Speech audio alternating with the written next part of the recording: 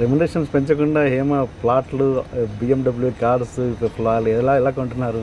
అంటే నేను అదే చెప్తున్నానండి, నేను ఓన్లీ సినిమా మీద ఆధారపడి ఉంటే ఈ పాటికి నేను వేరేలా ఉండేదాన్ని. ఏమండి మీరు ఏమైనా కొంచెం డొనేట్ చేస్తారా, ప్రోగ్రామ్కి వస్తున్నారు కదా ఇంటర్వ్యూ కానీ అడిగేదాన్ని అండి.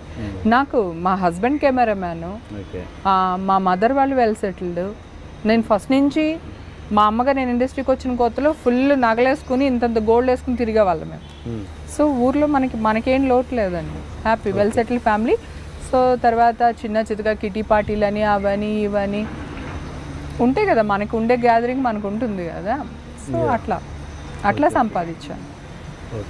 ఓన్లీ ఇండస్ట్రీ మీద ఆధారపడి సంపాదించాలంటే కష్టం. ఏమో ఆస్తి ఎంత ఇప్పుడు? ఏమండి జనాలందరూ 200-300 కోట్లు అనుకుంటున్నారు. నా దగ్గర అయితే అంత లేదు.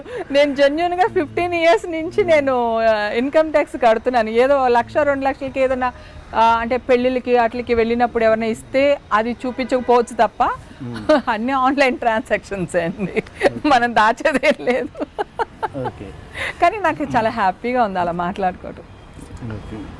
అని ఇప్పుడు మళ్ళీ అవకాశాల గురించి వచ్చింది కాబట్టి, గతంలో మీరు మంచి పీక్లో ఆర్టిస్ట్గా ఉన్నప్పుడు అసిస్టెంట్ డైరెక్టర్స్ ఉంటారు, అసిస్టెంట్ డైరెక్టర్స్, కో డైరెక్టర్స్ వాళ్ళు ఉంటారు.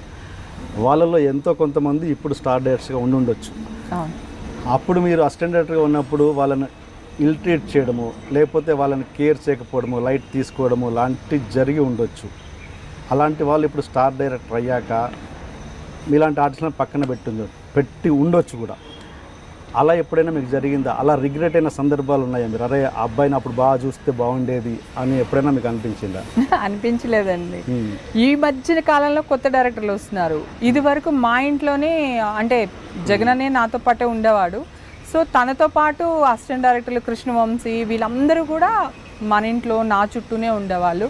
నేను వాళ్ళందరికీ పెట్టడం, మా ఆయనకి తెలియకుండా నొక్కేసిన డబ్బులు అప్పులు ఇవ్వడం, మళ్ళీ తీసుకోవడం.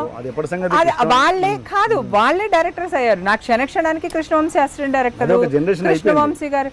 అంటే ఇప్పుడు డైరెక్టర్లు ఎవరు నాకు తెలియదు, అసలు నాకు టచ్లో కూడా లేరు. ఇప్పుడు ఏమైపోయిందంటే గేటెడ్ కమ్యూనిటీ, వాచ్మెన్లు ఉంటారు, ఎవరిని లోపలికి రానివ్వరు, అట్లా అయిపోయింది. నాకు ఇప్పుడు ఎవరికి తెలియదు అసలు కొత్త డైరెక్టర్లు. వీళ్ళు పక్కన పెడితే అసిస్టెంట్ డైరెక్టర్స్ తోటి ఇప్పుడు కూడా బాగుంటానండి, చాలా సరదాగా ఉంటాను, హ్యాపీగా ఉంటాను. వాళ్ళతో నాకు ఎలాంటి ప్రాబ్లం ఉండదు, వాళ్ళు చాలా హ్యాపీగా ఫీల్ అవుతారు.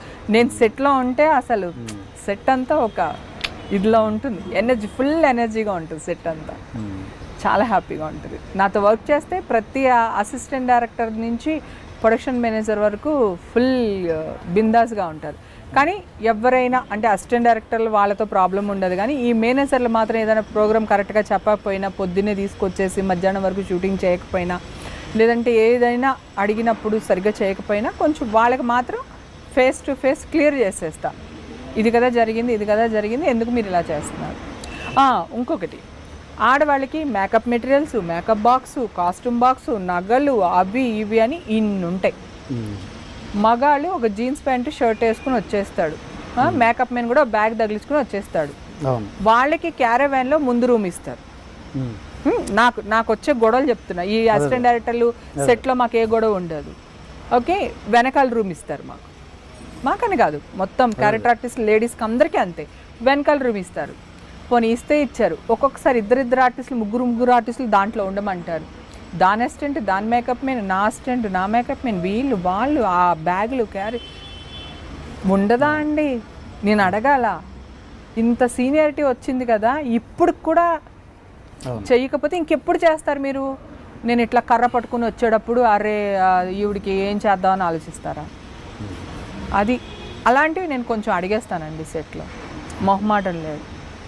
అట్లాగే కొంచెం రెమెండేషన్ విషయంలో కూడా నేను సిన్సియర్గా వర్క్ చేస్తాను, సిన్సియర్గా రెమెండేషన్ తీసేసుకుంటాను, అంతే. అట్లా అలాంటప్పుడు ఆ మేనేజర్లు కానీ వాళ్ళు ఎవరైనా హట్ అయి ఉండొచ్చు తప్ప నాకు డైరెక్టర్ డిపార్ట్మెంట్స్, డైరెక్టర్స్తో నాకు ఎలాంటి ప్రాబ్లం ఉండదు. మీరు అడుగు తినే క్యారెక్టర్ ఇచ్చినప్పుడు నేను లిప్స్టిక్ వేసుకుని రాను, ఇంకా పెదాలకి నల్లగా తుడిసేసుకుని వస్తాను. అంటే ఆ క్యారెక్టర్ తగ్గట్టు వస్తాను నేను. కొంతమంది అడుగు తినే క్యారెక్టర్లో కూడా మంచిగా వస్తారు, తీయమ్మంటే ఎట్లెట్లా అంటారు కానీ తీయరు అనమాట మా ఆర్టిస్టులు. నేను అలా కాదు, మీరు ఏ క్యారెక్టర్ ఇస్తే ఆ క్యారెక్టర్కి యాప్ట్గా రెడీ అయ్యి వస్తాను. ఒకవేళ సెట్కి వచ్చిందా డైరెక్టర్ గారికి ఏదైనా నచ్చలేదు, ఏదో ముడి పెట్టాం ఏదన్నా అయింది నచ్చలేదు, ఇది వద్దమ్మా అంటే కూడా స్పాట్లో నేను తీసేసి మళ్ళీ స్పాట్లో రెడీ అయిపోతాను. Okay okay. సో అందుకని డైరెక్టర్ డిపార్ట్మెంట్కి మనకి ప్రొడ్యూసర్కి ప్రాబ్లం ఉండదు. ఏదన్నా ఉంటే ఎంత సిన్సియర్గా అడుగుతాను కనుక మేనేజర్లా ఉన్నా ఎప్పుడైనా ఫీల్ అయితే అయి ఉండొచ్చు, తెలియదు. Okay okay. నేను మొన్న ఆ మధ్య ఒక షూటింగ్కి వెళ్ళాను, వెళ్తే ఒక క్యారెక్టర్ ఆర్టిస్ట్ జస్ట్ తన క్యారవాన్ లేదని చెప్పేసి నానా హంగామా చేసింది పాపం. ప్రొడ్యూసర్ డైరెక్టర్ మీద ఆల్మోస్ట్ ఎక్కేసింది. అంటే ఓకే, అంటే అక్కడ పరిస్థితులు పాపం వాళ్ళేం కావాలని చేయరు కదా, వాళ్ళ పరిస్థితులు అలాంటివి, వాళ్ళ బడ్జెట్ అలాంటిది కావచ్చు, అక్కడ చిన్న మిస్కమ్యూనికేషన్ అయి ఉండొచ్చు తెలిపి.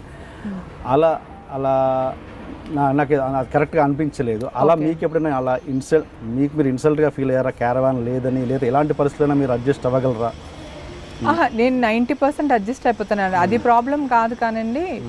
సో ఇప్పుడు జూనియర్ ఆర్టిస్టులకి కూడా కంపల్సరీ క్యారవాన్ పెట్టాలి, వాష్రూమ్ పెట్టాలి అంటారా? పెట్టాలి, అది రూల్. ఇప్పుడు ఈ మధ్యన చాలా అల్సర్స్ జరిగింది కదా, రూల్ పెట్టారండి.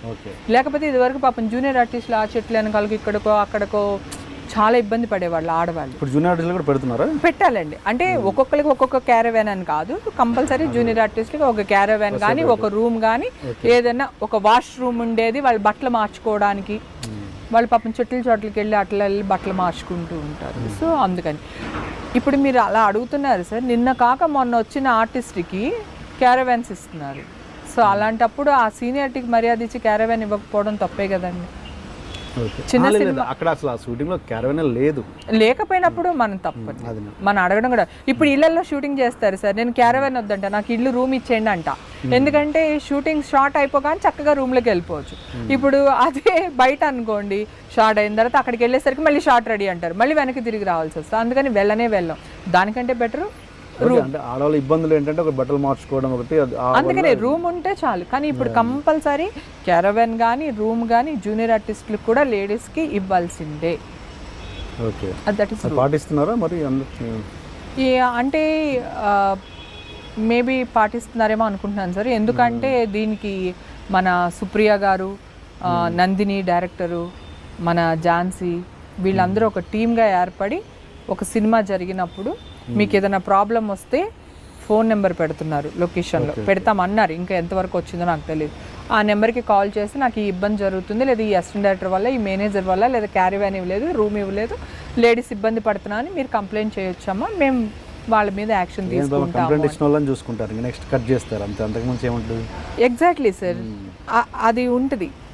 డెఫినెట్గా ఈ అమ్మాయి కంప్లైంట్ ఇచ్చింది అంటే ఆ అమ్మాయి నెక్స్ట్ నుంచి రానివ్వకపోవడం ఇంకోటో చేస్తారు. పురుష ప్రపంచంలో ఆడవాళ్ళు బతుకుతున్నాం సార్, ఇంకా 50% రాలేదు కదా, తెప్పిద్దాం.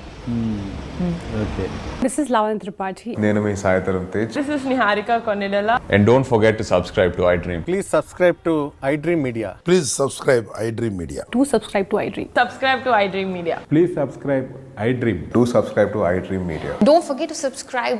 Click on the button below. Please do subscribe to iDream. Don't forget to subscribe to iDream. Please subscribe to iDream Media.